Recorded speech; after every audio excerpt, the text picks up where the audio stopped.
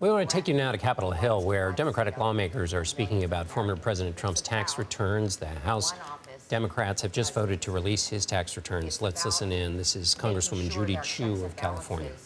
For the office of the presidency, which is the most powerful in the world, who has the sole right to be able to sign bills into law, and which governs an entire department of the federal government. And so that's why I was so glad to cast my vote the way I did, and why I was so glad that the vote passed the Ways and Means Committee. Yeah, and the two previous speakers, they both emphasized the point that I raised from the outset of my quest, and that was this is about the presidency, not about a president. Mike Thompson? Well, thank you. Thank you, Mr. Chairman. Thanks to all my colleagues who just did an outstanding job today and every day that we've spent on the committee. I want to reiterate one thing that's already been said, and that's the incredible professionalism, Mr. Chairman, that you conducted yourself through this entire process. And you're spot on. You said from the beginning this will be about the presidency, not the president, not one person. And you stuck to that, and we finished up today on that same note.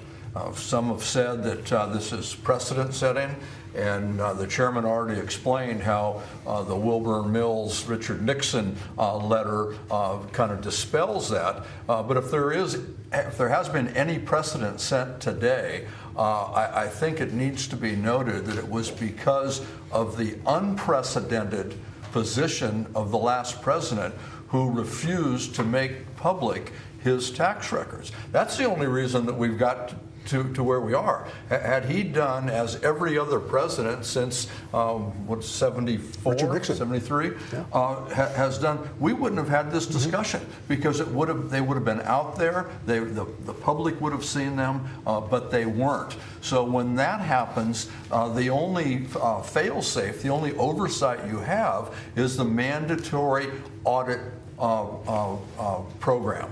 And as others have said tonight, we know now that that's not working. It is not working for a multitude of reasons. But it wasn't even triggered until the chairman sent a letter inquiring about it. They triggered it, and as Ms. Chu pointed out, they haven't even concluded the work they've begun. I would submit that they're under-resourced. They clearly don't have the technical ability nor the human resources to be able to go up against multi-billion-dollar entities who can keep this stuff alive forever.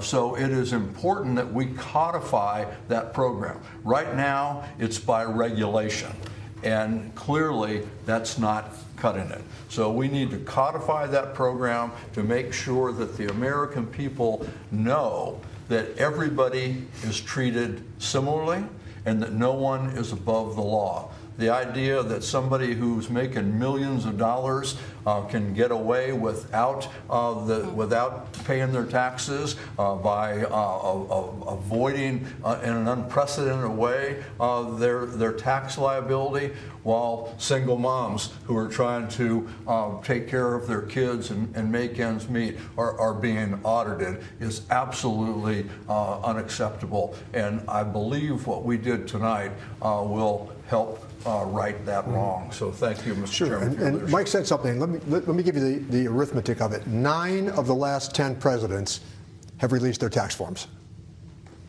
And candidates as well. And many candidates as well. Stacey Plaskett thank you. From the Virgin Islands. Thank you very much, Mr. Chairman, and thank you to my colleagues who've been so diligent in this entire process. You've been watching some of the members, the Democratic members of the House Ways and Means Committee, explaining why, by a vote of 24-16, which took place along party lines, they have agreed to release former President Trump's tax returns, 6 years, both personal returns and some associated with his businesses.